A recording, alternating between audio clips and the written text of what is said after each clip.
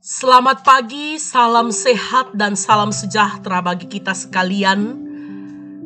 Dalam luapan sukacita syukur, mensyukuri akan kasih dan pemeliharaan Tuhan yang sungguh nyata dalam kehidupan kita. Kita bersama membuka hati kita untuk dikuatkan dan ditopang oleh firman kebenaran Tuhan yang kita yakini sebagai dasar dan landasan dalam kita menjalani hari ini. Karena itu mari kita tenangkan hati kita dan kita bersekutu di dalam doa. Kita berdoa. Maha besar Engkau, ya Allah ya Tuhan kami. Dengan segala keperkasaan dan kuat kuasa-Mu, kami bersyukur bahwa senantiasa Engkau melingkupi dan menaungi kami dengan kasih setia dan rahmat-Mu. Hari yang baru boleh kami nikmati di pagi ini. Dan karena itu ya Tuhan, kami memohon hikmat dan tuntunan-Mu. Berkarya menerangi kami, sehingga kami dimampukan untuk menjadi pewarta damai sejahtera Allah dalam kehidupan yang akan kami jalani hari ini.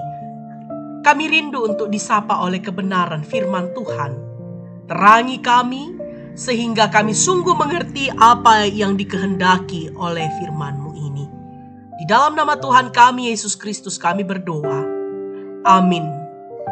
Bacaan kita di pagi hari ini, Sabtu 6 November tahun 2021, terambil dari kitab Rut pasal 3 ayat 1 sampai ayat 18.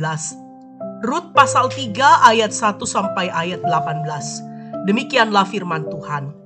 Rut dan Boas di tempat pengirikan. Lalu Naomi, mertuanya itu berkata kepadanya, "Anakku, apakah tidak ada baiknya jika aku mencari tempat perlindungan bagimu supaya engkau berbahagia? Maka sekarang, bukankah Boas yang pengerja-pengerjanya perempuan telah kau temani itu adalah sanak kita? Dia pada malam ini menampi jelai di tempat pengirikan. Maka mandilah dan beruraplah. Pakailah pakaian bagusmu dan pergilah ke tempat pengirikan itu. Tetapi janganlah engkau ketahuan kepada orang itu sebelum ia selesai makan dan minum. Jika ia membaringkan diri tidur, haruslah engkau perhatikan baik-baik tempat ia berbaring. Kemudian datanglah dekat, singkapkanlah selimut dari kakinya dan berbaringlah di sana. Maka ia akan memberitahukan kepadamu apa yang harus kau lakukan." Lalu kata Rut kepadanya, "Segala yang engkau katakan itu akan kulakukan."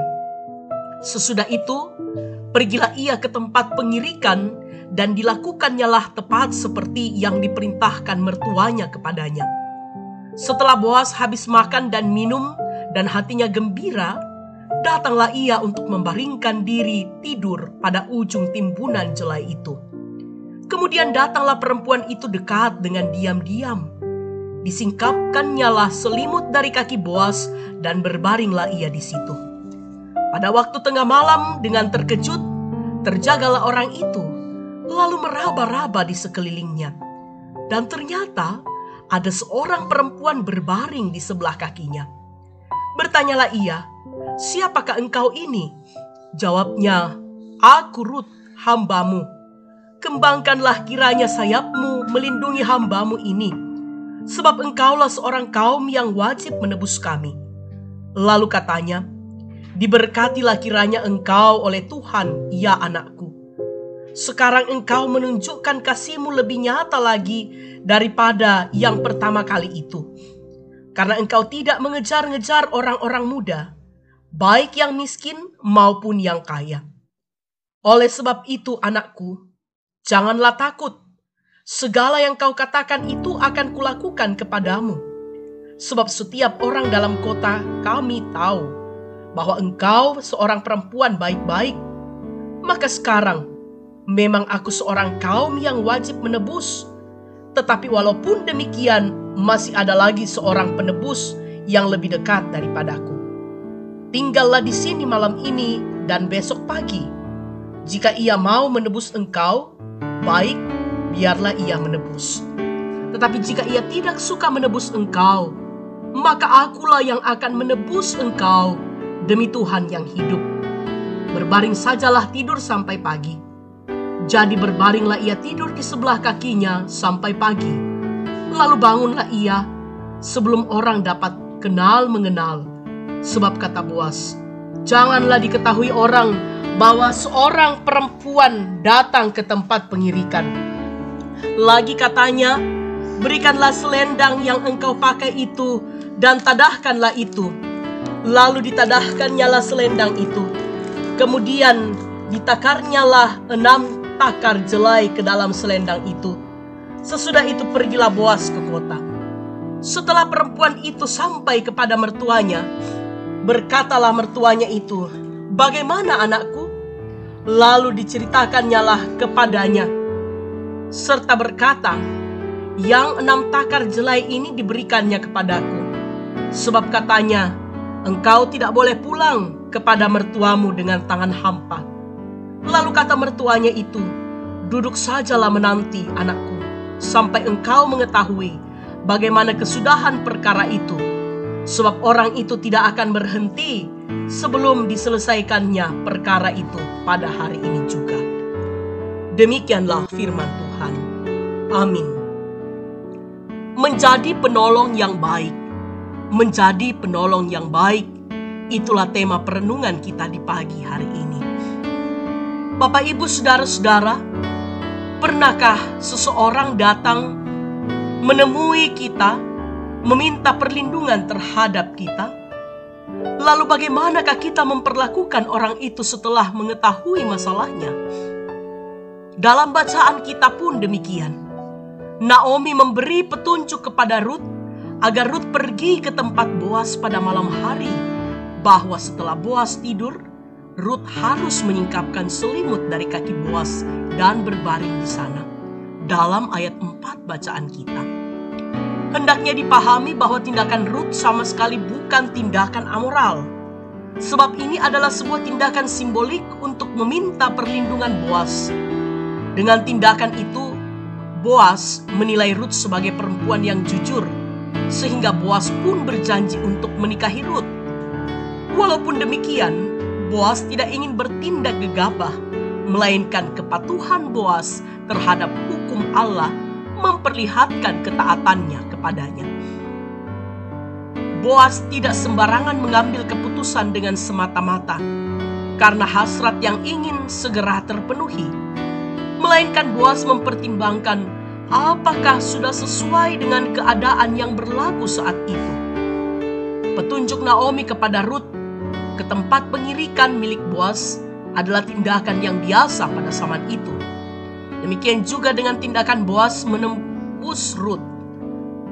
Saudara-saudara, peristiwa Boas menebus Rut merupakan gambaran simbolik yang mengingatkan kita tentang bagaimana janji Allah menebus umatnya dari dosa. Boas dengan penuh kerelaan berkenan menebus Rut untuk mengangkatnya dari keterpurukan dan kemiskinan. Tindakan ini dapat kita maknai sebagai gambaran simbolik penebusan Yesus Kristus. Ia dengan kasih-Nya yang besar berkenan turun ke dalam dunia, berkorban untuk menebus dan melepaskan kita dari kuasa maut. Karena itu, Bapak, Ibu, saudara-saudara, jadilah penolong terhadap setiap orang yang membutuhkan pertolongan kita. Amin. Mari kita berdoa. Bapa di dalam sorga, mampukan kami Tuhan untuk menjadi anak-anak yang terus menampakkan kesetiaan dan kepatuhan kepadamu dengan menampilkan hidup kami sebagai penolong yang baik, penolong yang tulus bagi orang-orang di sekitar kami.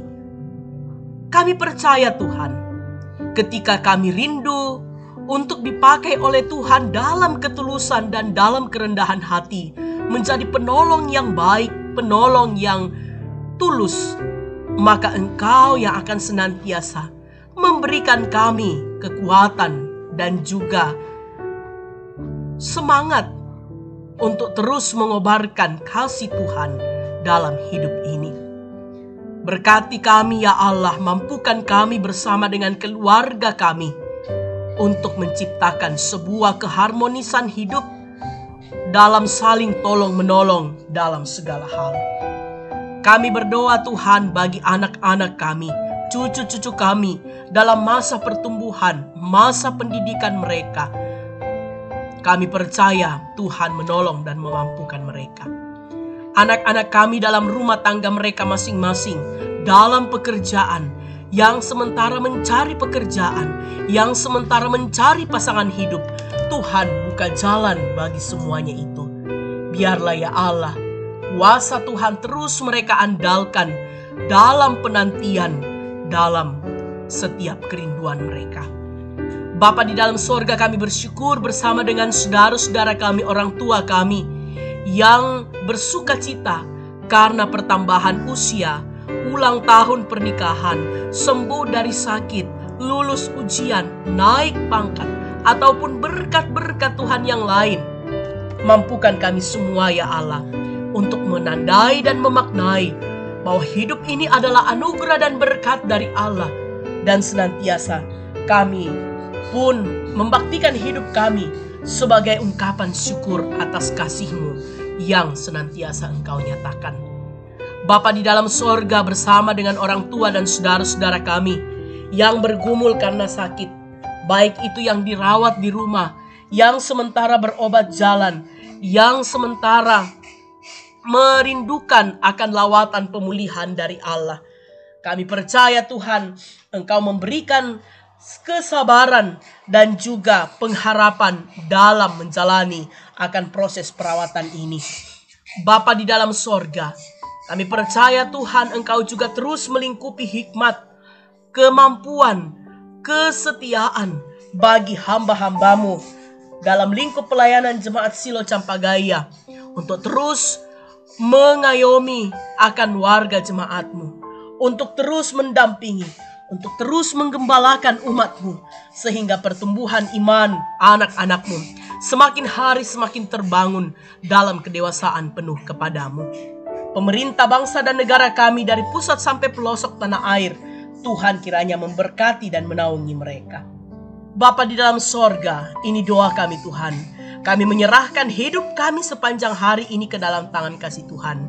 Kami tidak tahu apa yang akan terjadi dalam hidup kami pada hari ini, tetapi kami mengimani bahwa ketika kami hidup meletakkan akan seluruh harapan kami kepadamu, kami percaya hidup kami aman di dalam tangan kasih-Mu. Ini doa kami Tuhan, ini ucapan syukur kami, harapan kami, yang kami bawa di dalam nama Tuhan kami Yesus Kristus, Juru Selamat kami. Amin.